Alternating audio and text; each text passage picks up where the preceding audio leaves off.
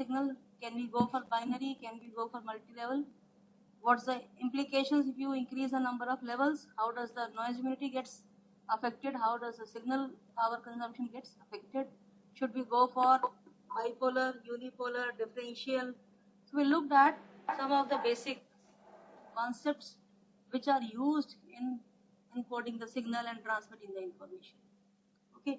Then we said, okay, once we have understood the data, transmission of data in the form of a voltage, current, or differential, bipolar, unipolar, let us now come to the wire. Wire is through which the data bit is traveling. Now, as I said, it can be either a voltage, can be a current, can be in a bipolar way, can be unipolar way, can be differential way. But whatever it may be, it will always go through a wire, and wire is going to be a RC kind of a circuit. Okay. How to understand the resistance of a circuitry? We all know it is simply in terms of sheet resistance we have to compute. But we said, okay, I know how to compute the length of the resistance of the wire by rho L by A. Resistance which seems to be frequency independent at lower frequencies now becomes a dependent parameter on high frequencies. That is because of the skin depth coming into picture. The concept of skin depth says that at high frequencies the current tends to flow only in the peripheral region of the wire. That means there is no current in the center of the wire. So as you move from periphery towards the center, the magnitude of current goes on decreasing. So we say, okay, let us define a skin depth as a point width-wise or the length width-wise, wherever the current magnitude reduces to 1 by Pth of its maximum value, then I will say, okay, this is the skin depth of my wire. Then we said, okay, let me know at what frequency the skin depth phenomena will come into picture.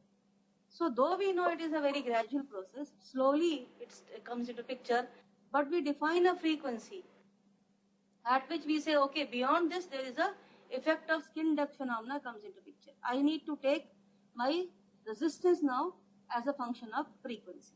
Beyond that point and below that point, I will be ignoring it. So below that frequency, the resistance is simply frequency independent parameter, and above that frequency, the resistance is dependent parameter on the frequency. So how do you define that frequency? So we say frequency is that point or that point at which the skin depth is equal to the half of the maximum cross-sectional dimension. Which dimension? Either the width or the height. We are not looking at the length.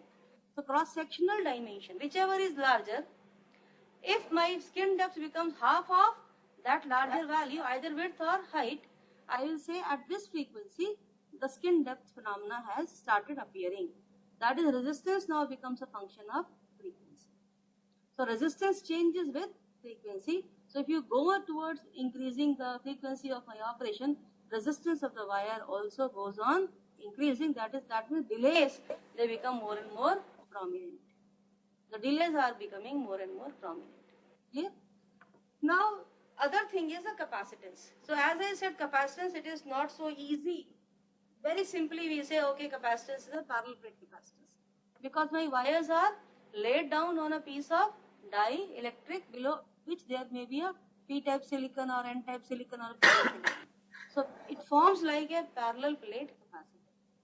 So in my parallel plate capacitor, I always assume that the lower plate is connected to ground. Okay? Whereas it may not be so, because the lower layer may be another interconnect layer. You may have multi-level metallization. So my lower level can also be the lower level can also be metal layer. So we usually come across floating type of capacitors. Okay, I need not always have my lower plate connected to ground. So I may have some voltage over there. I will be having some voltage on the top layer. So it's going to be giving me a kind of floating point capacitor. So computing the capacitance is not that easy as it has been the case for a parallel plate capacitor, where we assume that the lower plate is connected to the ground. Another thing, any wire that you have, it also has a wire onto the lateral sides also, to the left and to the right. What I was talking about is a layer has a layer down. It may also have a layer up. Okay, so you have a parallel plate connection between the two layers and the lower two layers also. Clear? So this wire has a connection with the upper wire, has a capacitive structure with the upper wire and the capacitive structure with the lower wire. Same way this wire also has a wire on this side, it also has a wire on this side. So computing the total capacitance connected with a single wire is actually a three-dimensional analysis is required. It is not a very simple thing. So very elaborate models have been created. Yes, simplest is parallel plate. We further refine, if you remember, we further refine our parallel plate capacitance by taking into account the area capacitance and the fringe capacitance. Okay, we take the fringing field effect also into account, because when do you take the fringe into account? When the width of the wire is comparable to the separation of the dielectrics. Separation of the dielectric layer thickness. Then we say, okay, fringing effect also plays a role. And if you are not taking fringing effects in such conditions, I may have a wrong calculation of my capacitance. So this is, we are enhancing the accuracy of my calculation by including fringing effect into my model. But as I said, model is still not simple because it has a three-dimensional characteristic. So I may have a very complicated structure, and there are models which have been created to calculate such capacitances.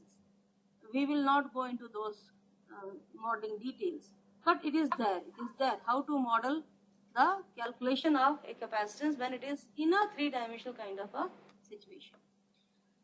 Another thing is that even the cross-section of the wire also keeps on changing. You never always have a very perfect straight lines.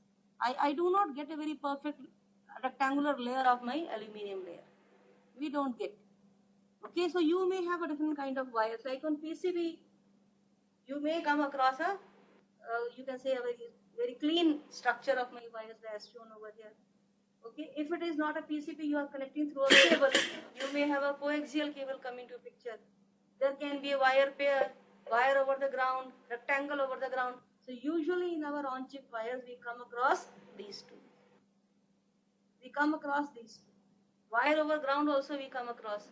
But then here wire is shown like having a cylindrical cross section, which normally in IC technology we do not come across. Cylindrical cross section we never come across. Usually it is a kind of a you can say bad rectangle that we get, where the edges are not that sharp. They are more elliptical, more curvature is there at the bends.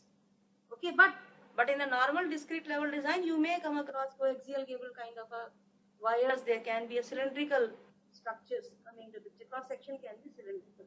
In any case, you can very easily compute the C simply by integrating the potential over a certain length or the path. Simply by looking at its definition. What is the E? How do you compute? How do you relate C? How do you relate C with electric field? How do you understand C? Basic definition of a capacitance. How do you compute C?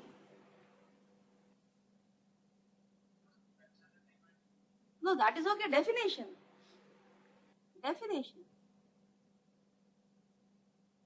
How do you understand C? dq by dv. This is very basic. Change of charge. So naturally you have to take into account the movement of a charge with respect to a conductor. And that is what you do by using Gauss's law. Simple Gauss's law. So you now have to compute the E, you have to now compute the C, and you have to use all these basic techniques, relate them together, get the expression for C. So that is what is shown in this slide, that I can compute the various C values related to these kind of situations by simply using a very basic law that is we call as the Gauss's law in electrostatics, where we use a unit charge as a medium to compute the electric field, and using electric field we come to the definition of the C. Okay, so it can be calculated and the exercise can be done, and these are the various values that they are getting. Simple epsilon A by D as you are saying. Okay, here when there's a wire over a ground, rectangular wire, usually we come across this wire over the ground. So this is what we actually got. can you see it is not only the area capacitance, there is extra term, and this extra term we can relate it to the fringing effect. We can relate it to the fringing effect. So C can be calculated, but as I said, the problem is not only in C, computing C. This shows the area capacitance and the fringing capacitance both taken into account. Fringing fields are there. That means that the wire thickness is so large that we have a lines of forces starting from the every point of the thickness of the wire. So that also give you a extra capacitive effect. So as I say, C wire is then changed to CPP plus C fringe, and C fringe, if you add them together, the total value comes up to be this. Clear? And now we come to the three-dimensional structure. So again, you have to model naturally, again using electrostatics. The base is electrostatics. To compute the total C associated maybe with this wire, which has a capacitance with this C, capacitive structure with this, capacitive structure beneath, on to the left side and on to the right side. So it is not only one PP it is forming multiple PP structures, parallel plate structures. Okay, so this is how do you, assuming that now I know, because my interest is in wire, understanding the wire. So assuming that I can compute R, I can compute C, how will you compute L? Inductance associated with a wire or a conductor. What's the basic definition of L? What is the basic definition of L?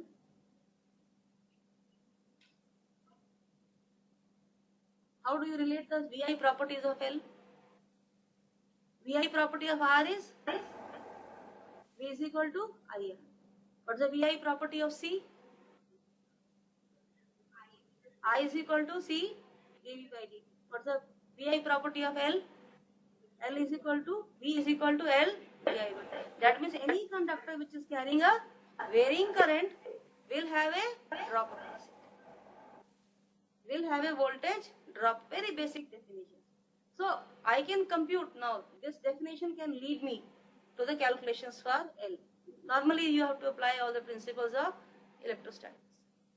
You have to apply all the principles of electrostatics, but we try to find out shortcuts so that we can make our job very easy.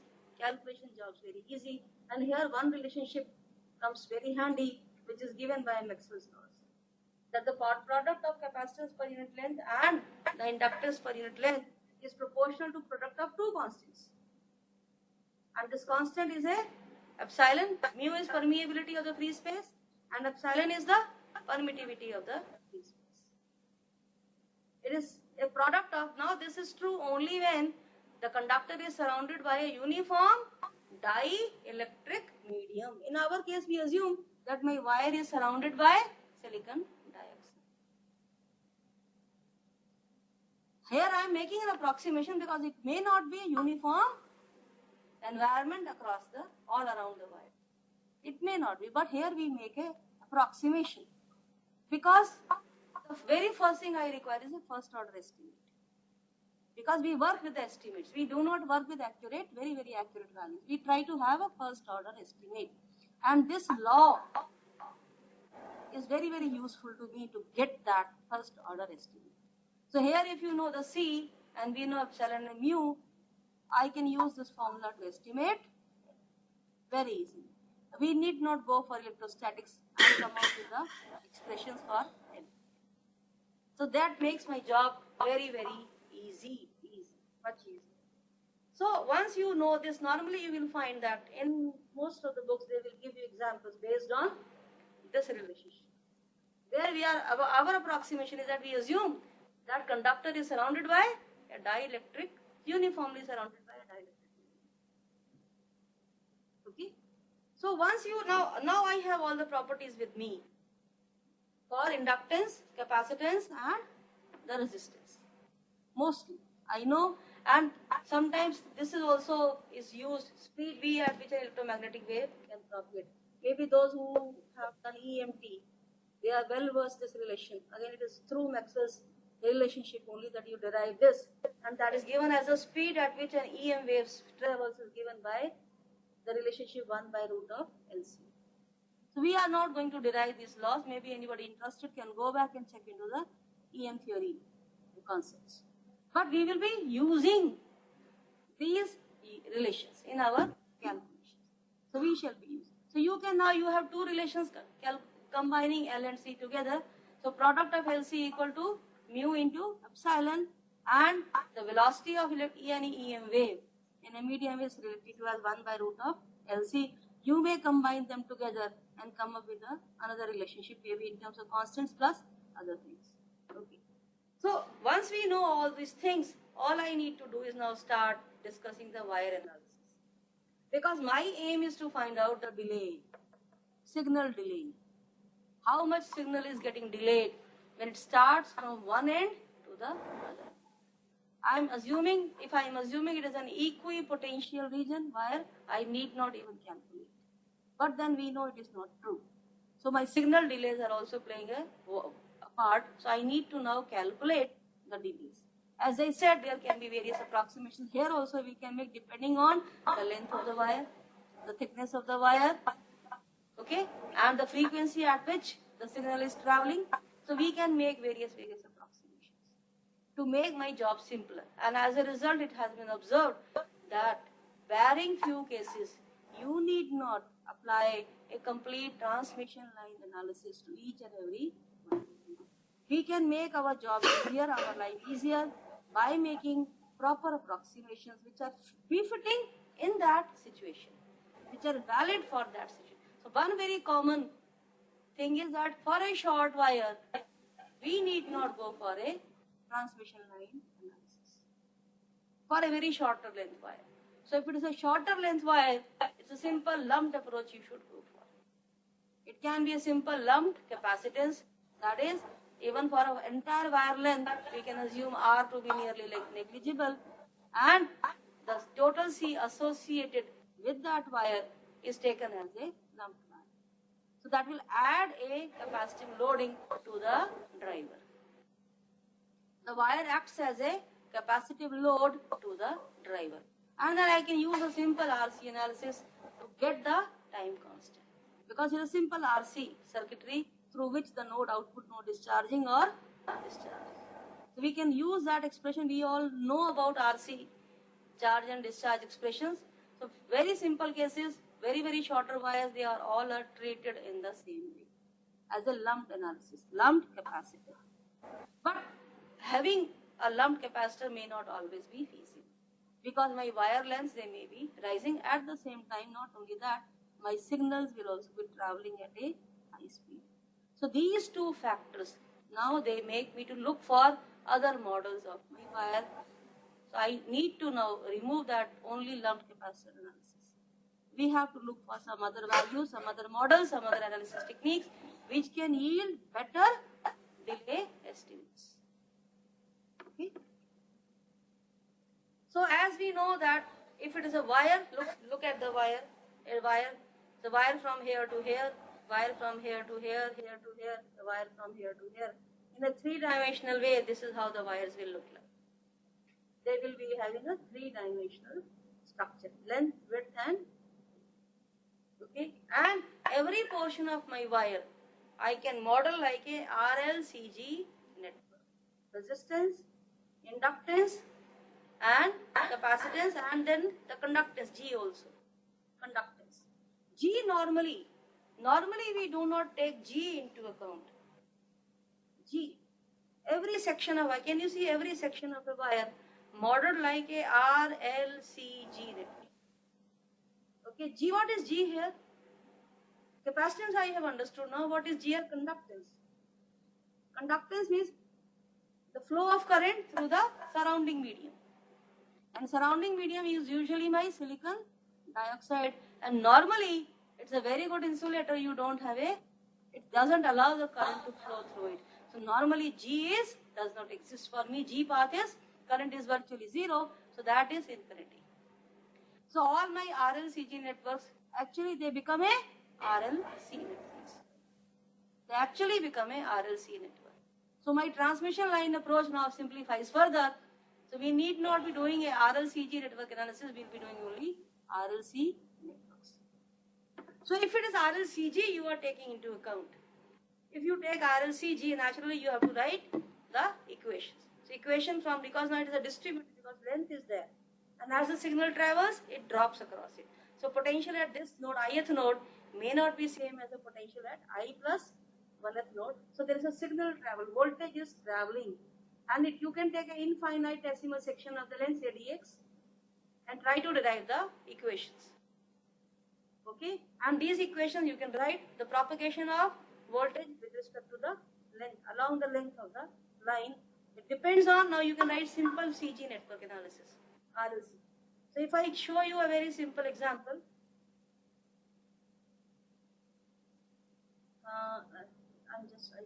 yes, simple, this one.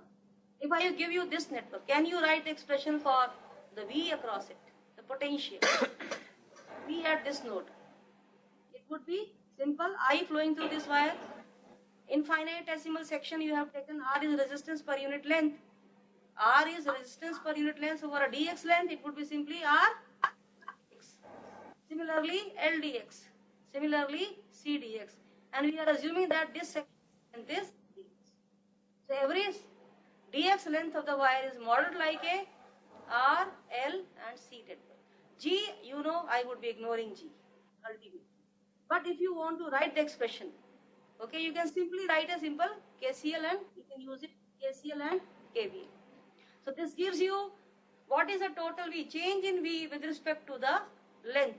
How will you find? Simply potential from here to here is simply the drop across this plus the drop across this plus the impact of these two. How will you write? It would be simply, yes, the drop from here to here is simply I R dx.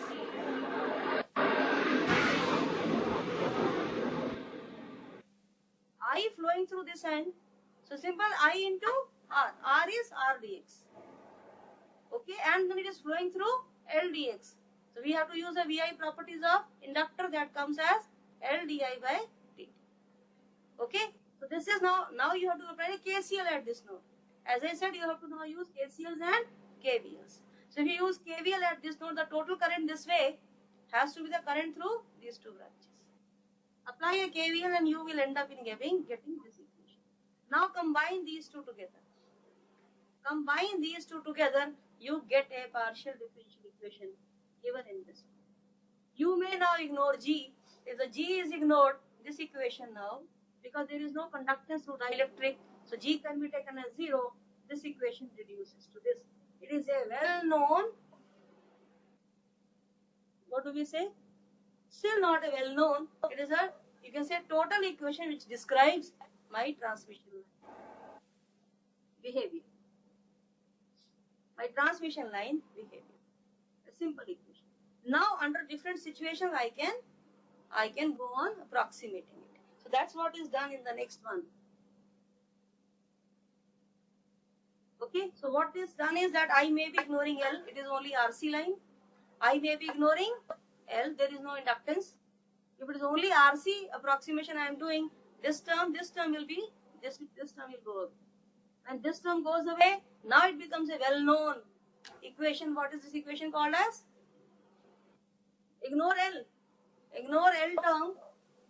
This equation is a well-known diffusion equation. Diffusion equation.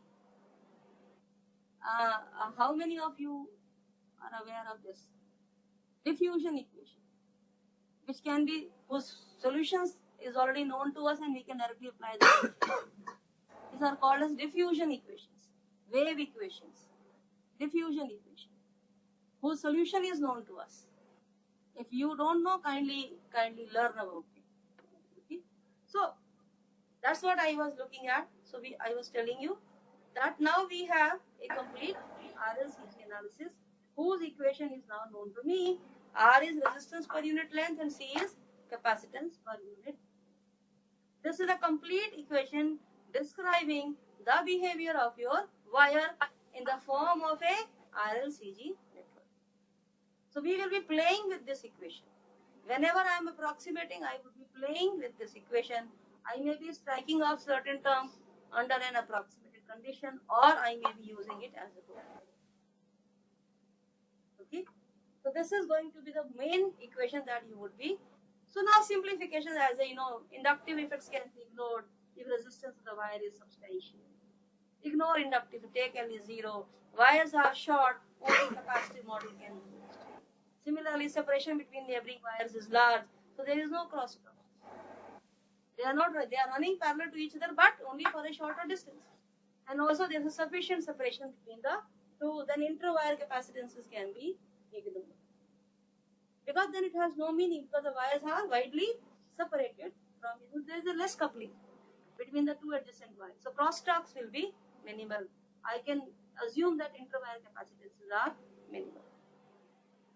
So certain specifications, certain simplifications can always be made. And then there are furthermore, yes.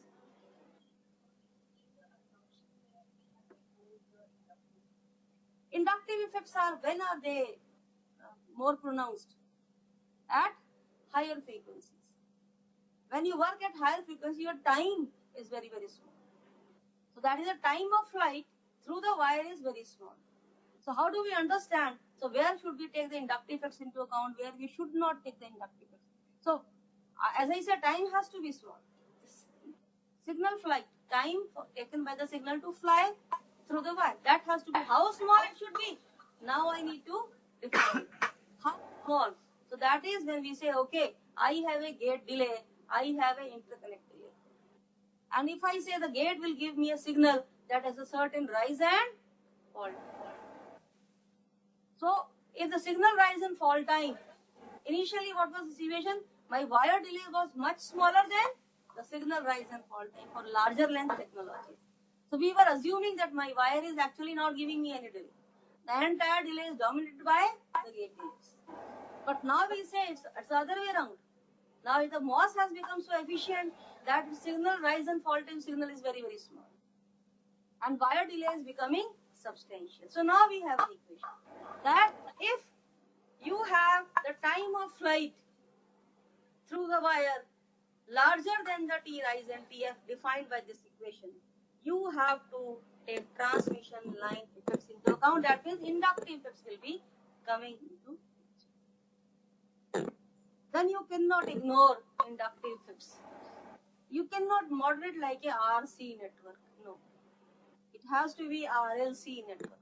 Similarly, because your wire is behaving like a transmission line, it will have a certain characteristic impedance. And if your resistance of the wire is much smaller than the 5 times, we are giving it some value, 5 times the characteristic impedance of transmission line, you should take transmission line. Similarly, this condition, it is a similar condition, nearly similar. You will come to know about this, why 5 times Z naught we are considering. But actually, whenever R is less than Z naught, you have to take your inductive effects into account. That means now, signal flight is taking more time, and we have to be, more time. It is taking more time. Okay. So once we have simplified wire models can fall into any of these categories. Lumped analysis only capacitive, lumped resistive, lumped inductive, LC transmission or RC transmission, or a lossy LC transmission. And when we say lossy LC means RLC. Actually it becomes a RLC. So here I will not be looking at RLCG. I will rather try to look at ideal case and try to approximate the relations that I get to my actual situation. I try to approximate the results. Because as I said, analyzing for the RLCG network for a particular situation is going to be very, very complex. And we are interested in getting the first order estimates immediately. Okay, how much? You will say, okay, approximately 10 times. Approximately 50 times. So this is a kind of a guess, your intelligent guess. Intelligent guess is always based on some preliminary calculations. It may not be so accurate, but you are nearer to that. And trends should always be correct. Whenever you make a guess, intuitive analysis, the trends should not go wrong. If something has to increase, your guesswork should be such that it is increasing. If you are making a valid intuition. Otherwise, if it's the other way going, my actual analysis says it is increasing, your trend is showing it decreasing, then it is a problem. It is a problem of your analysis. Then it's going wrong way. But then trends must be following. They must be similar. Values may be not exactly, but they may be nearer to that. As long as this happens, we are fine with that. So we try to do an ideal analysis and try to approximate it for our situation. This is what we usually do. So all these slides you can simply go through. Let me not say anything. So the kind of the model I should have while deciding or analyzing my wire delays. So normally you will have a wire, you will have a transmitter here, you will have a receiver. Okay. So you can have a shorter wire, you can also have a longer. So shorter wire, it's a simple lumped analysis, a simple logic level signaling as we have been doing for a chain of gates, where wire delay is taken as a simple capacitive loading adding to the C load. Okay. Whereas in the case of a long wire between transmitter and receiver, there has to be a transmission line analysis. Transmission line modeling will be there. So how will I understand this situation? I will draw the small signal model for my transmitter. So every gate or every circuit can be modeled like a Thevenin's equivalent or Norton's equivalent. So that is what we are doing. This structure over here, which is acting as a transmitter, modeled like a Thevenin's network. Okay, and output voltage of this transmitter, and then this circuit is having a certain ROut. The circuit is having a certain ROut. It is behaved. It is modeled like a Thevenin's network. What is this? The power supply noise. You are getting noise. It's a noise factor. Noise in external supply noise. Remember VNI component. VNI, noise independent component. That is getting added. So voltage. This voltage can be positive as well as negative. Normally we take it as a RMS. That gets added, and then this long wire. Plus, at this side there would be a receiver capacitance. On this side you will be having a receiver capacitance. So it would be a CL. If it is not a transmission line modeling, it is this modeling, it would be simple CL. A very, very simple C load you will be adding, short length wire, and this side receiver. Receiver can be, I have shown it to be like the differential pair, need not be any gate, and it is acting like a receiver on this side. It can be a differential topology, it may not be a differential topology. Why differential topology is shown over here? Because if it is a voltage being propagated, what is this level? Is it logic 1 or logic 0? How will you know? How will you know? You have to compare it with a certain detection threshold. Okay, so that is why, just to illustrate that concept, a differential topology is shown where comparison voltages, detection threshold voltage. This is just to illustrate. Otherwise, if I could have shown, or they could have shown a simple inverter, and if the value is more than switching threshold, it would have been automatically taken as logic 1, else it would have been logically taken as a logic 3. But just to illustrate the concept that you need at the receiver end a detection threshold with which the voltage should be compared, so that we know, the circuitry knows that it's a logic 1 or logic 0. It is in binary or it is in a multi-valued logic. It is a ternary. So logic 0, logic 1 and logic 2. In ternary you have 3 logic 3s. So a detection threshold is required. Here we are assuming it is only a binary. Signally we are assuming so only one detection threshold. And the concept is shown like a differential pair where you have a comparison voltage shown by V3, and at the receiver end also we have a noise coupling.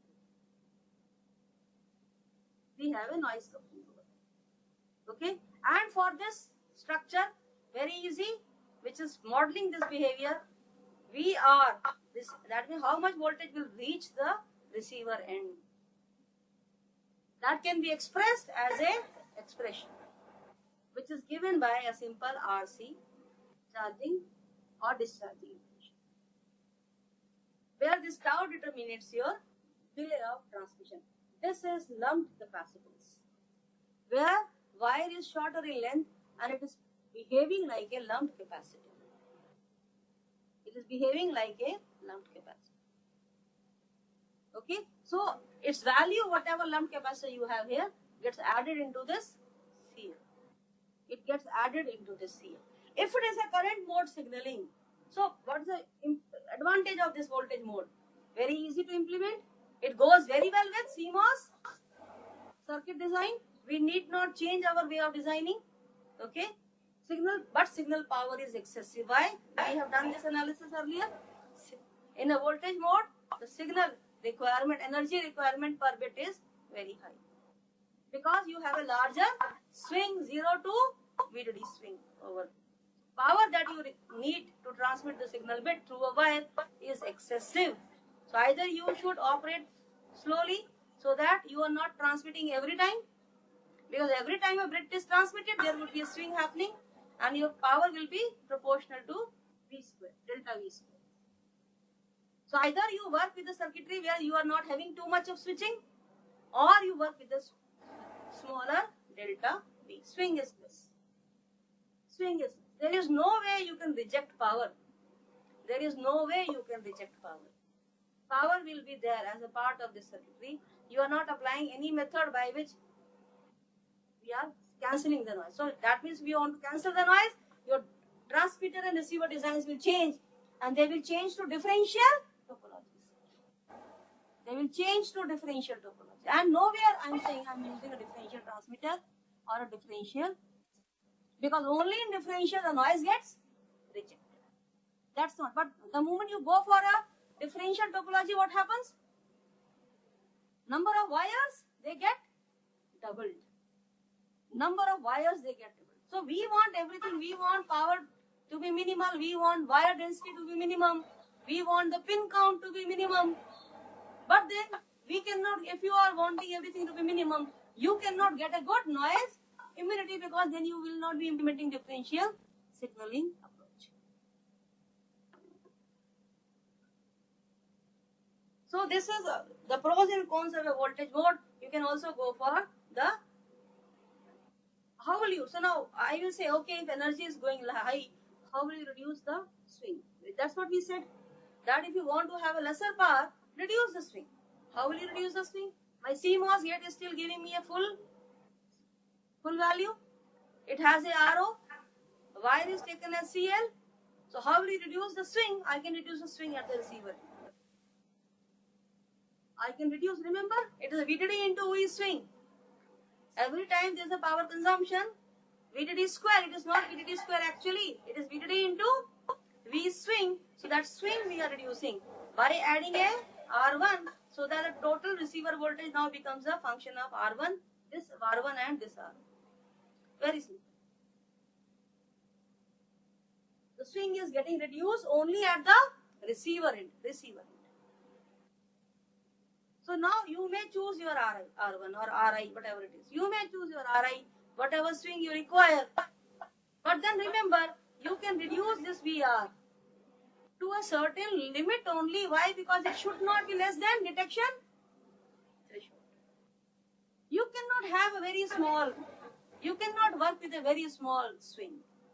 My VR should be, if it is to be taken as a logic 1, it has to be more than the threshold voltage, switching threshold. It has to be more. So you cannot work, you cannot arbitrarily choose this RI value. No, there is a limit on that. So signal swing can be reduced, power can be reduced, but to a certain extent. It cannot be reduced to a very, very low value, because otherwise functionality will go down. Okay? But then the moment you have an R1, so earlier your time constant was simply RO into CL, it will have a different value. So time constant will also change. It's not that, so the two parameters, they are interlinked. The two parameters will be interlinked. So this is about the voltage mode behavior for a shorter resistor. Now you can go for a current mode behavior, where we are injecting a current. Okay, so it does not go well with my normal CMOS gate, where I take my output as a voltage, where I take my output as a voltage.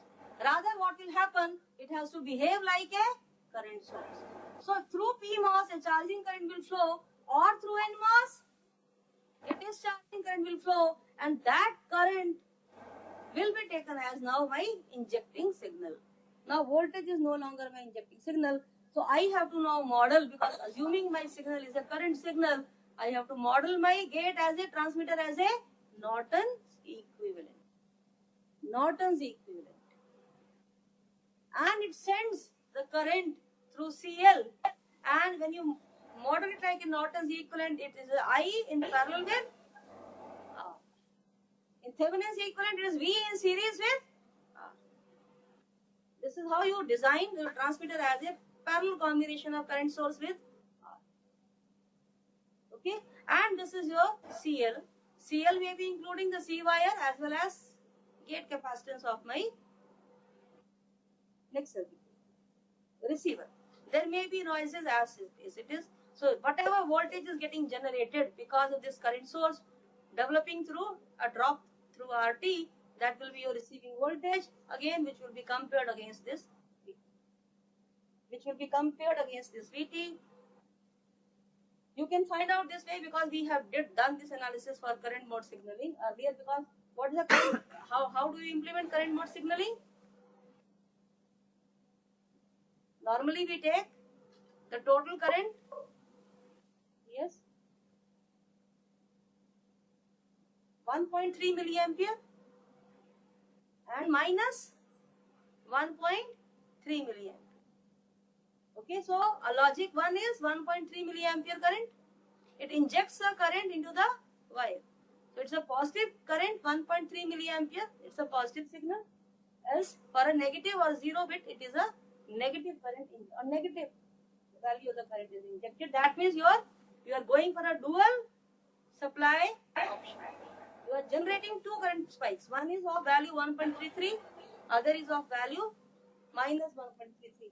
You can see that here you have to go for a different kind of a receiver design. Transmitter design, not receiver. Yes, receiver also. Transmitter design. A normal CMOS will not go well in this. Receiver design, transmitter design, they will be different. You have to create designs which goes very well with this current mode signaling approach. Now someone says, okay, there's a problem with the power. So why not? Why going for a static voltage or static current approach? Because more the static current, longer it stays, there would be a power consumption. Go for a pulsed type of an approach. So generate a pulse of a current or a voltage, whatever it is. Generate a pulse. So whenever there is a pulse changing, there would be a spike. There would be a spike. If there is no change in data, there would be no change in spike, no power consumption. So do not go with static way of injecting a current or injecting a voltage. Rather, go for a pulse kind of an approach. That will be more saving in power. That will be giving you more saving in power. Now that you decide whether you have a positive pulse, you can decide to generate a positive pulse for data bit 1 and generate a negative pulse for data bit 0. Otherwise, this is bipolar way. You could have gone for unipolar way, where we say, okay, the positive pulse is there, data 1. If there is no positive pulse, it's automatically data 0. It's you decide how do you implement, how do you make your transmitter, how are you transmitting your signal information. How do you say which is positive, which is data logic 1, which is data logic 3? You decide. And once you decide, design your transmitters accordingly. Period is over? Yes? Okay. Sure. I thought I would be. Okay. Okay, no problem. So next time we will be doing the transmission line analysis. That is our ideal case. First of all, for the ideal case, then I will apply this ideal case to my lossy. So I will be doing it for LC analysis. Then I will be applying it to a lossy LC line. That will be giving me the behavior of an RLC line. This is how I would be proceeding.